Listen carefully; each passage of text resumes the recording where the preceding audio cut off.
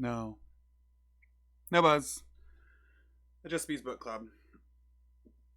Obviously working with a different cover today, but what we have here is the advanced reader copy, the uncorrected proof, not for resale. Please note that any quests used for review must be checked against the finished book.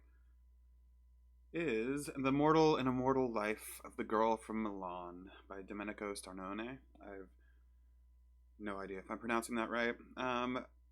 I was interested in this because I like Italian literature well enough. I'm not super up on it, as I learned when I read this from the author bio. Domenico Starnone is a best-selling and critically acclaimed novelist who many consider to be Italy's greatest living author.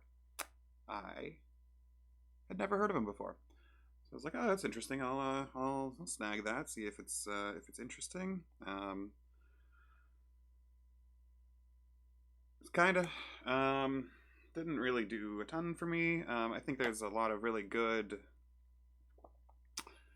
So it's about a young boy who has a best friend named Lello, and they are like live in the same sort of courtyard together, and who has a grandma who is extraordinarily supportive of her, like of him, to the point where if he breaks something in the house, she'll take blame for it. She clearly uh, has him as her favorite, and talks to him about her husband who only was married to her for 2 years before he had fell off a building and died.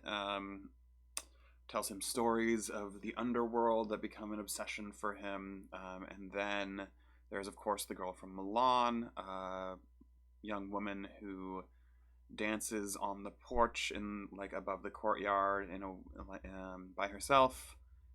Does sort of childlike ballet that he becomes obsessed with, and he watches her constantly. And then it follows him as he becomes a university student in glottology and papyrology. So he's studying papyruses, and I guess oh, why is the word I did this?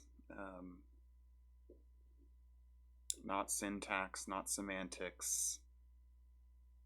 The study of like morphemes and specifically vocalized language. Oof. I have a minor in this. I took enough classes to get a major. I just didn't want to do math. Then linguistics is a general field, not as and specifically the one what you study sounds. Maybe it's just morphology. Damn, embarrassing. But they call it glottology and papyrology. And he's studying those things and sort of becomes re-obsessed with this girl from Milan who his friend Lolo told him had died in a storm when they were little, not long after the two of them had dueled over her, and he had stabbed his friend with a sharpened sewing needle.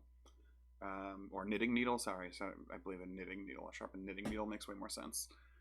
And yeah, I don't know. There's like, I think the thing that I came away from this book thinking is like, Starnone has a good sense of the kind of whimsical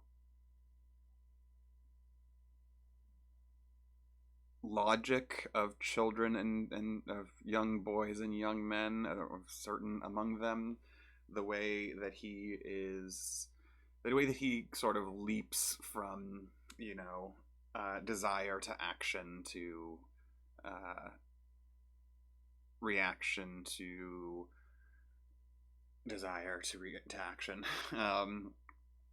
Sort of almost willy-nilly occasionally. It feels like genuinely childlike, in a way that I think a lot of authors don't do very well. And I think I think that's what drew me through reading the entirety of the Mortal and Immortal Girl Life of the Girl from Milan. And that's what I won't remember about it whenever I click on this video again to watch a book club just for bees. Thanks for not watching.